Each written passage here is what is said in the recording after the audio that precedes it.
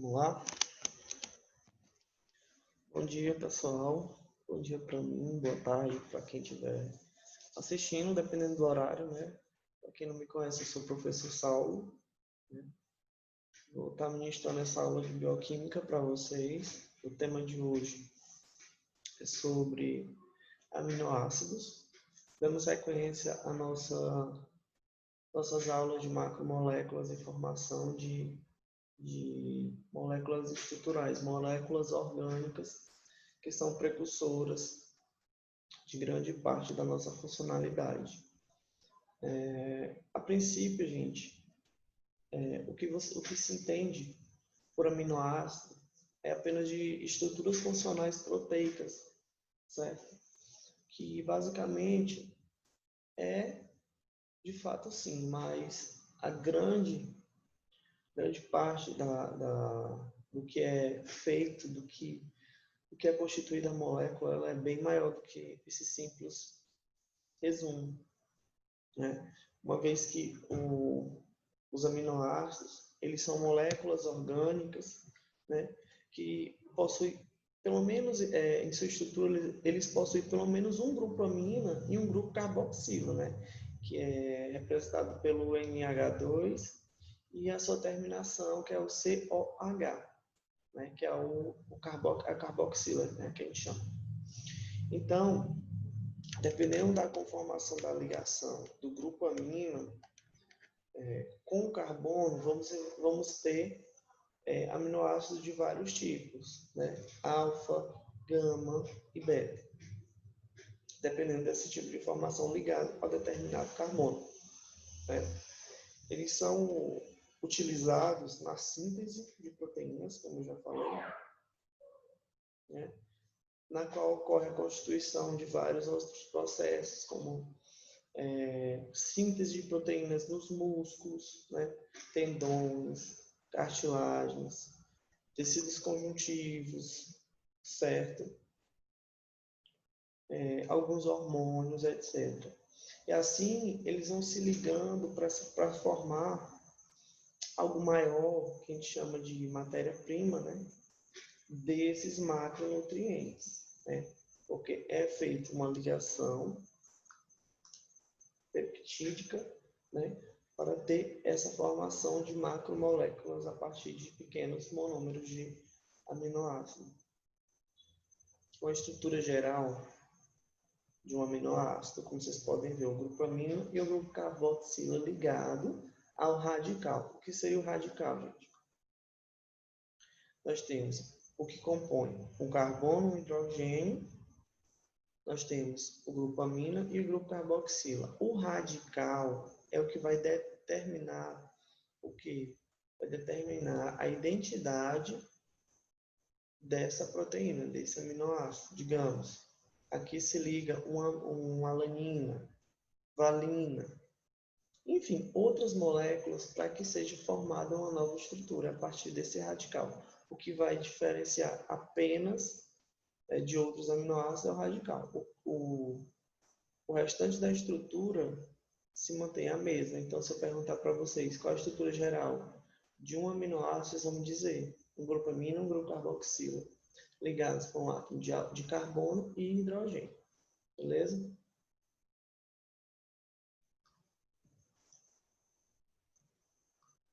Como eu falei para vocês, dependendo da quantidade de carbono, nós teremos alfa, gama, beta, ligado ao grupo. A gente ter variações, né? Aqui é a classificação dos aminoácidos, gente. A classificação dos aminoácidos, ela se divide em dois tipos, né? Que são os aminoácidos essenciais e os não essenciais. Uma vez que os essenciais, né, eles não são sintetizados pelo nosso corpo, tá? Então, digamos, arginina, fenilalanina, leucina, isoleucina, lisina, metionina, treonina, triptofano, histidina e valina não são sintetizados pelo organismo, ou seja, não estão sendo produzidos pelo nosso organismo, não são produzidos pelo nosso organismo, né? Então, ou seja, são aminoácidos que não são sintetizados, mas que precisam ser obtidos, né, através de alimentação, através de reposição desses aminoácidos essenciais, como o próprio nome já diz, essenciais, porque nós não produzimos, mas o nosso organismo ele se vê na necessidade de ter esse tipo de aminoácido para a produção de outras moléculas essenciais, tá bom?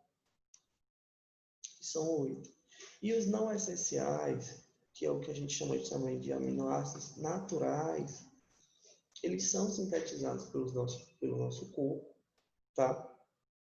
E sendo num total de 12, né? Que é, no caso, a alanina, o aspartato, a cisteína, glutamato, glutamina, a glicina, a prolina, a serina e a tirosina. Então, a diferença básica entre os dois tipos de aminoácidos essenciais e não essenciais ou naturais é basicamente essa, onde um é formado por 8 aminoácidos, os essenciais, né, que a gente tem que obter através da alimentação, e 12 não essenciais ou naturais, que são produzidos pelo nosso próprio organismo. Nós não temos a necessidade de fazer a reposição através de alimentação ou por suplementação.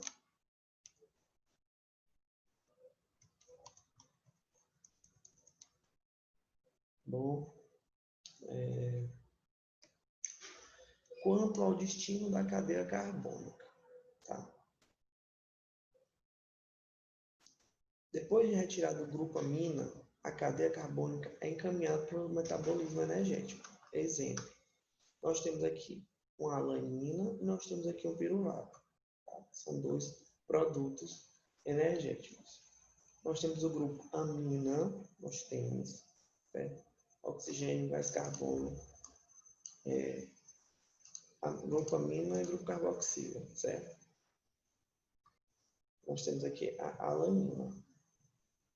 Nós temos aqui o piruvato. Qual a diferença? Nós já temos um tipo de ligação dupla ligado ao oxigênio.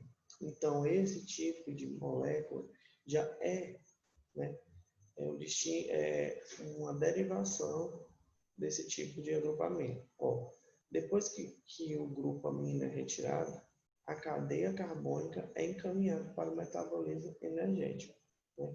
Ou seja, depois que a alanina, o grupo amina, ele se destaca, ele já serve como base energética, que é o caso do piruvato. O piruvato é uma das moléculas, das proteínas que são precursoras de síntese energética dentro do nosso organismo.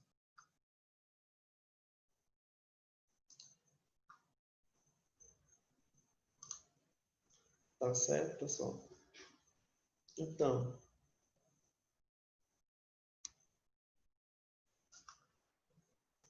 aí, a gente falou do destino da cadeia de amina e agora a gente vai falar um pouquinho de quanto a diferenciação ela reflete na cadeia carbônica. Nós temos AA, glicogênico, cetogênico e glicocetogênico. Qual a diferença disso, professor? Então, um produz o produto final, né, que é esse glicogênico, como já está falando, gênese, né, que é a produção de glicose. Exemplo, alanina, glutamina, aspartato. Então, o produto final de um composto na produção da glicose. Cetogênico produz como produto final a acetilcoenzima A. Então, é outra molécula que a gente vai ver em outras aulas a seguir. E a AA, que é aminoácido glicocetogênico, ele produz tanto a acetilcoenzima A como os intermediários na produção da glicose, que é como a lisina, a tirosina, triptofano, etc. Então, basicamente, é o destino da cadeia carbônica. Para onde vai? O que ela vai fazer depois que ela perde o radical? Então, se nós temos produtos que são no caso, alanina, glutamina, aspartato. Então, nós vamos ter produto, resíduos que eles vão inferir, né, diretamente na produção de glicose, tá? E assim por diante. E quanto à cadeia lateral? Né, a gente já falou de dois grupos, grupamina, grupo carbônico, né, da cadeia carbônica, e aqui a cadeia lateral. Né, que a cadeia lateral ela pode ser composta pelo hidrogênio, pelo enxofre, pelo OH, né, e pelo COOH, que é o grupo carboxilo. E tudo isso vai ter conformações e diferenças em formação de proteínas, de aminoácidos. Aqui algum exemplo, que é um exemplo de função biológica, né, de alguns aminoácidos. Como? Nós temos o aminoácido de um lado e do outro lado nós temos o produto desses aminoácidos. Então, digamos, o aminoácido que é o glutamato. O glutamato ele é formado por um conjunto de aminoácidos que formam o glutamato. O produto da formação do glutamato ele reflete na produção de GABA. GABA é uma proteína, né? Enzima, proteína que reflete muito nos nossos processos fisiológicos como um todo. Né?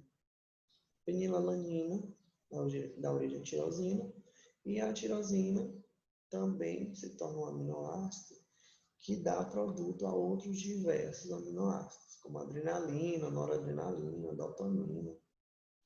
Triptofano, né? Ele dá origem à serotonina, né? Entre outros.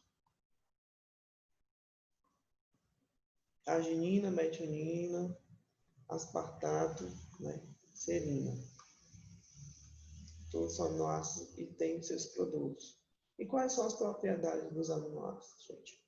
Me dê exemplos. Se eu pedir para vocês exemplos de aminoácidos, né? Vocês vão me dizer. Desculpa. Certo?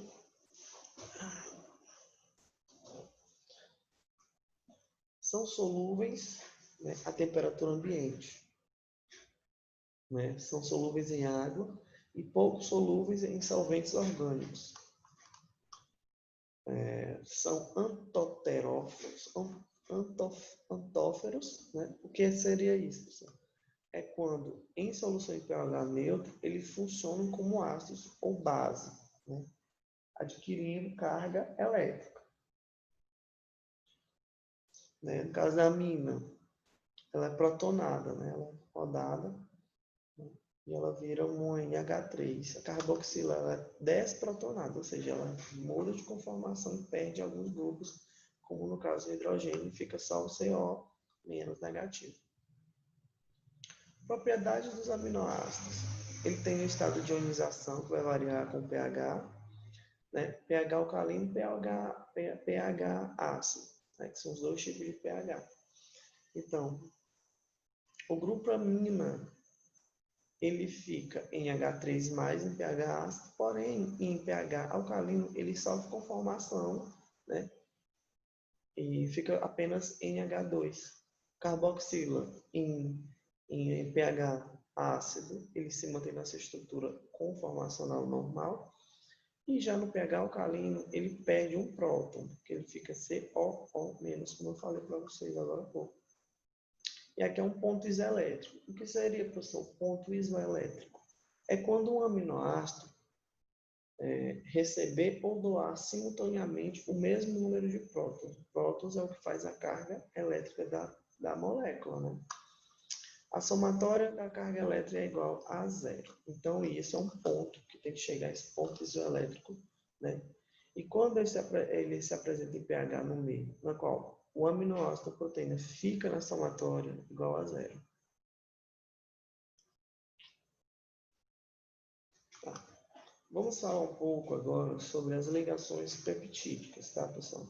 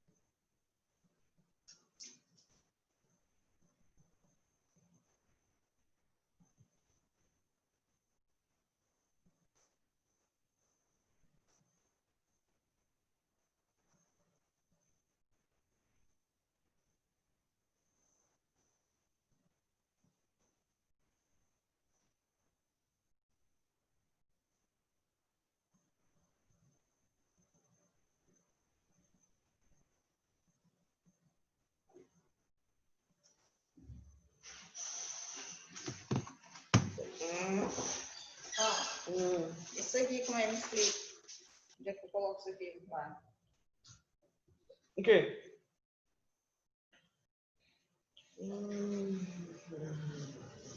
Cadê bem aqui? Não tá frio. Você vai ver, tá tão nublado. Nossa, o céu tá tão quente. Nós temos que levar bem.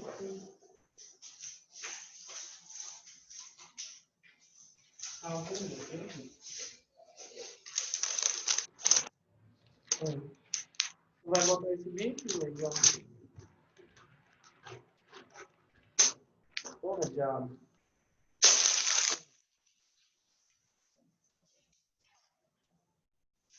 Ó. Adultos aqui. Valor de referência que nem o outro. Tu pede pro Thiago botar. Fazer. Valor de referência. Aí tu só vai pegar esse valor aqui, ó.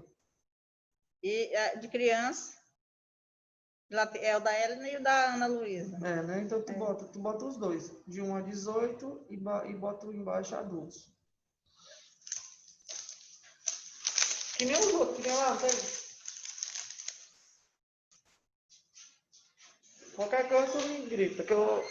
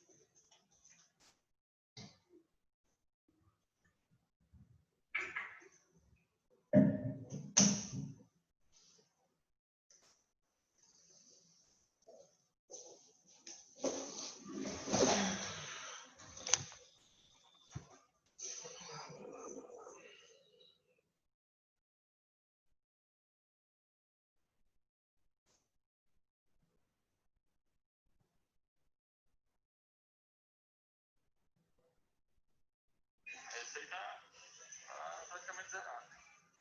1 quilômetro para rodar. Aí o cara só comprou ele mesmo, placou.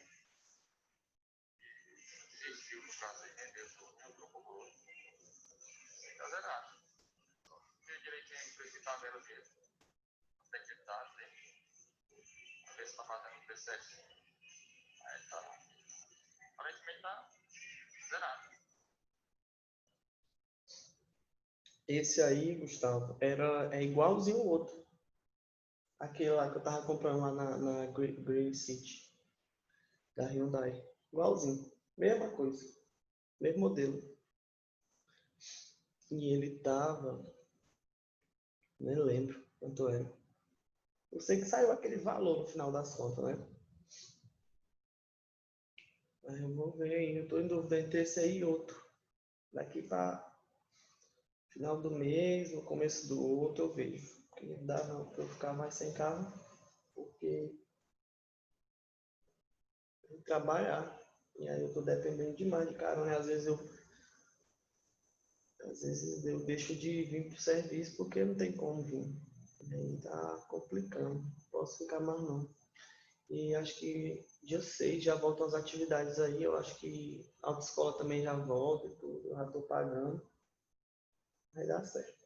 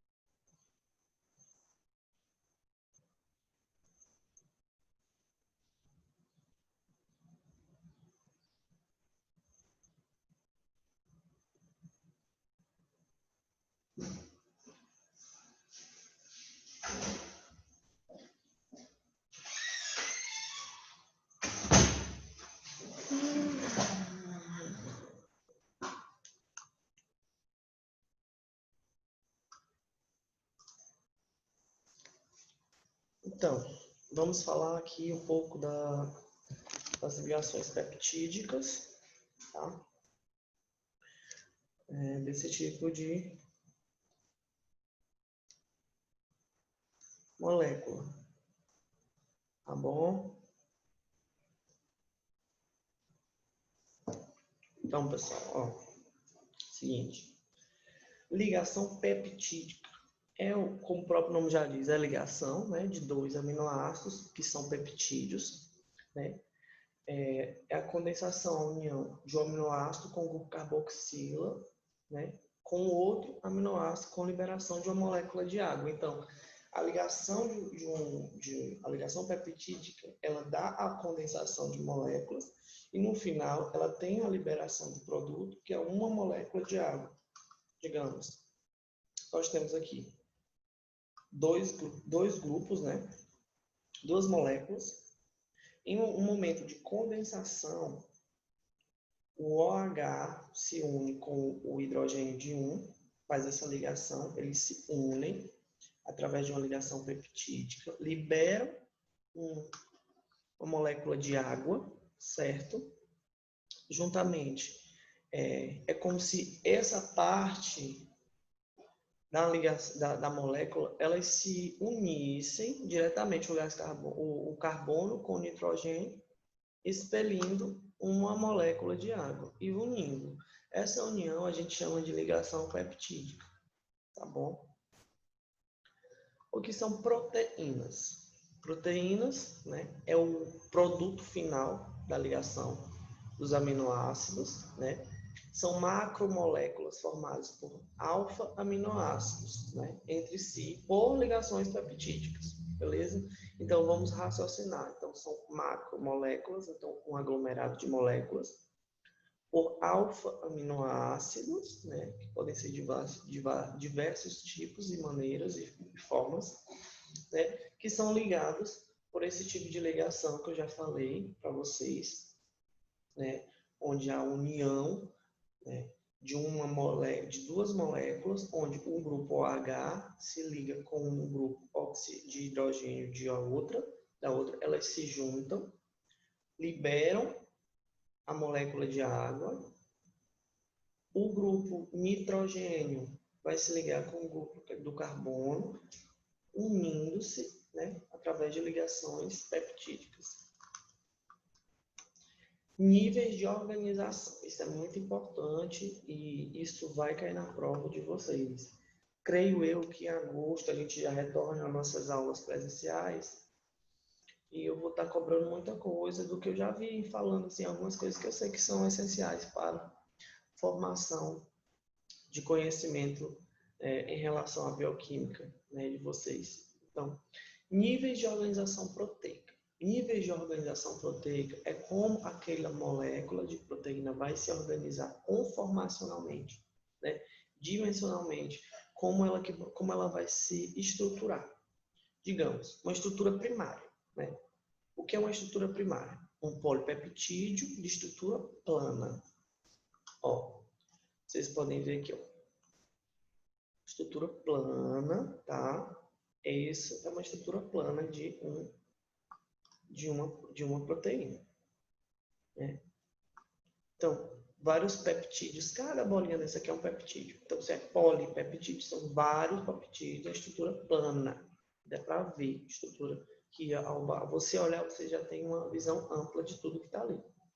É a estrutura adquirida após a tradução e inserção de aminoácidos pelo código genético, ou seja, é aquela estrutura onde quando a molécula de DNA ela está traduzindo no código genético, você já sabe a estrutura toda daquele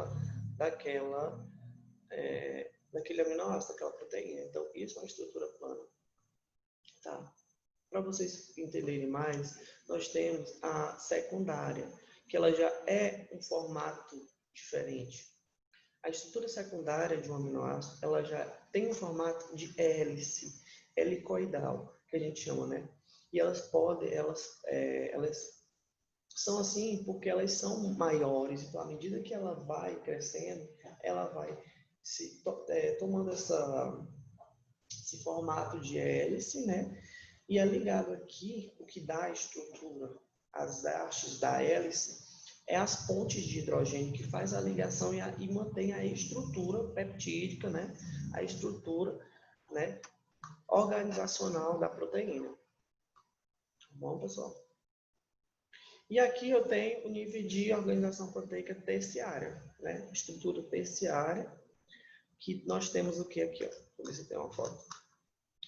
Tem um dobramento da estrutura sobre ela mesma. Então, além dela estar emaranhada, ela se dobra em cima dela mesma. A conformação ela vai depender da disponibilidade da inserção de vários aminoácidos, né? Aí vai ser a ligação, a estruturação ali, ela foi feita por ponte de hidrogênio, a estrutura secundária. Aqui, além de ponte de hidrogênio, vai ter ligações de sulfeto entre um grupo tiol e duas cisteínas. Isso aqui não interessa muito para vocês, mas é que ele tem outros tipos de ligações além da ponte de hidrogênio para manter a estrutura.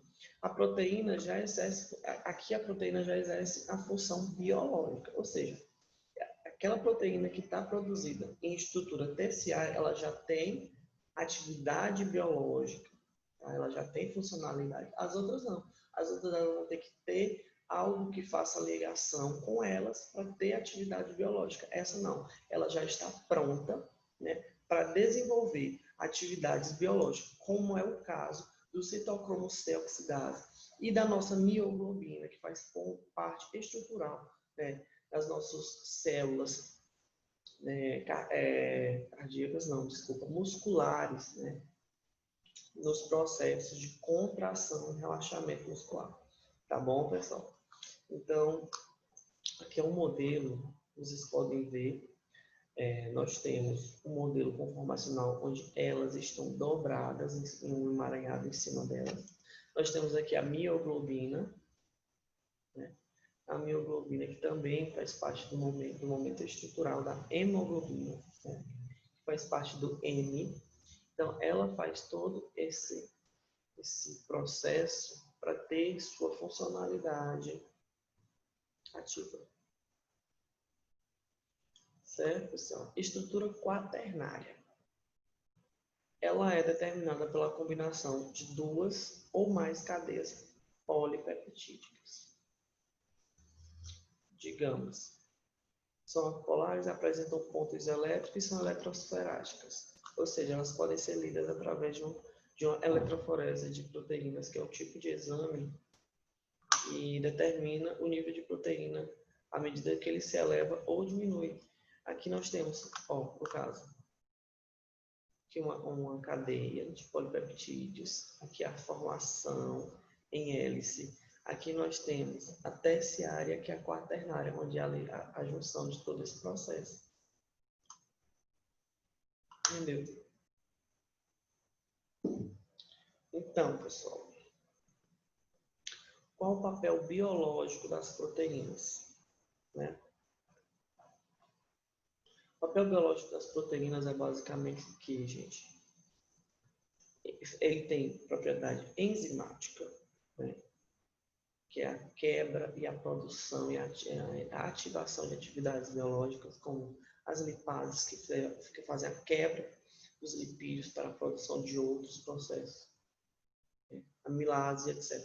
Transporte, como a hemoglobina e a albumina, que são duas proteínas carreadoras de outras substâncias, como, por exemplo, a hemoglobina faz o seu papel de hemostase no nosso organismo, onde faz a transporte e a captação de oxigênio e gás carbônico para manter a homeostase e a oxigenação do nosso sangue, né? E a albumina, que nada mais é que a macromolécula. Opa! A gente aqui no número da faquinha.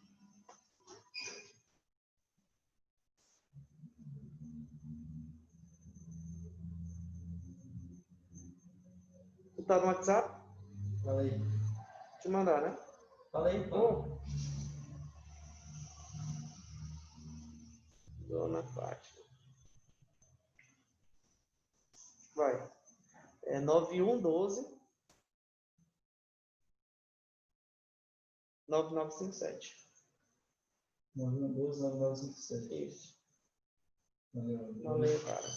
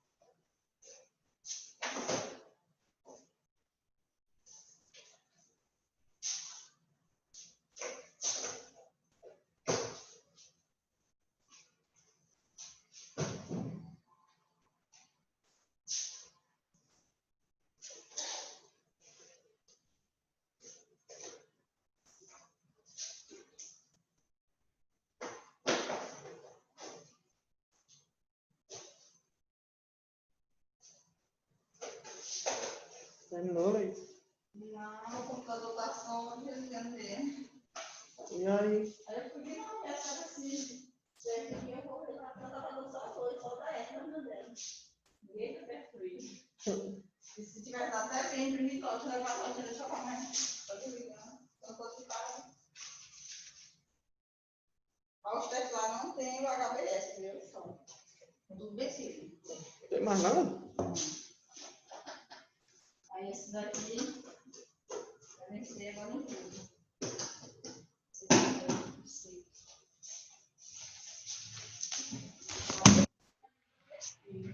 Mas tinha HBS de não.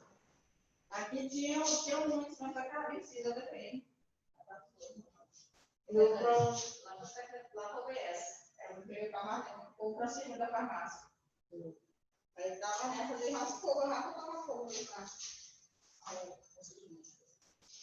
vai ensinar que chega. Lá tem a caixa cheinha, tudo vencido.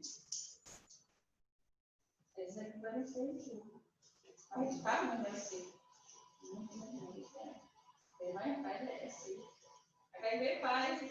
E a HBS vai vencer, vai. Vou ver lá se o computador funciona agora, não tem nada.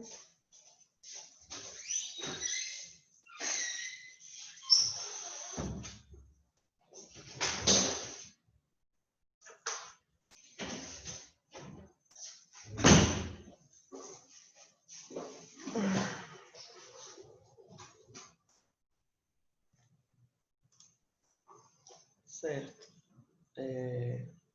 Também em papéis, em atividades como a contração, né? Como eu já falei, que é na miosina.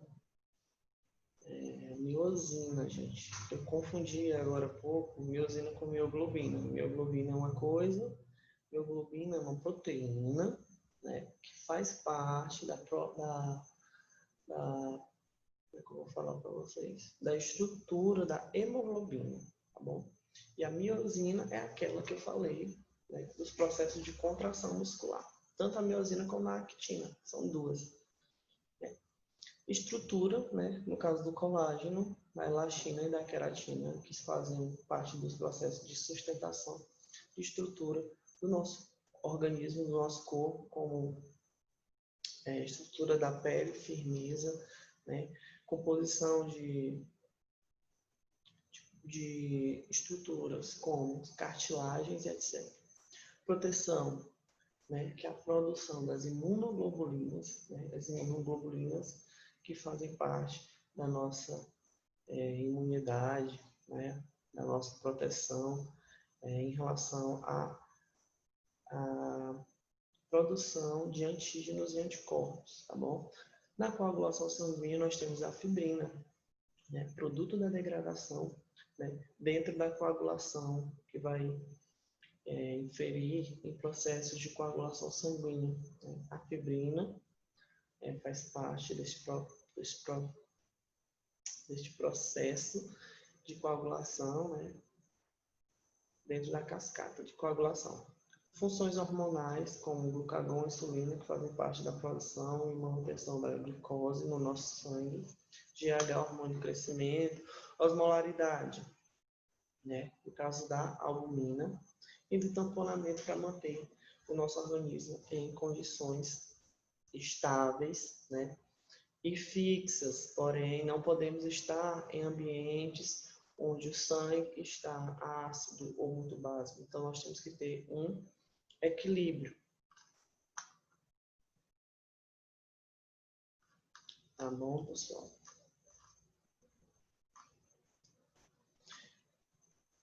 Aqui é só uma estrutura, as proteínas, de como ela pode ser fibrose, globular e tudo, mas em tese a nossa aula é essa de aminoácidos, sabe? É importante vocês, se precisarem, vocês voltam à aula, tá bom? Vejam os tipos, a organização, papel biológico de cada uma, tá bom? A organização e o produto final de cada processo na formação de aminoácidos. Isso é muito importante vocês saberem, pois mais à frente eu posso estar pedindo, estar cobrando para vocês, tá bom? Então, eu espero que vocês tenham gostado da aula, que seja proveitosa. Aproveitem as aulas, Assistam, se não entendeu, assistam novamente, tá? Qualquer coisa, quando eu passar uma atividade, vocês podem falar tudo que vocês aprenderam e algumas dúvidas, se tiverem também, podem me colocar nas atividades, nas avaliações que eu dou uma olhadinha e retorno para vocês, tá bom? Um abraço, até a próxima.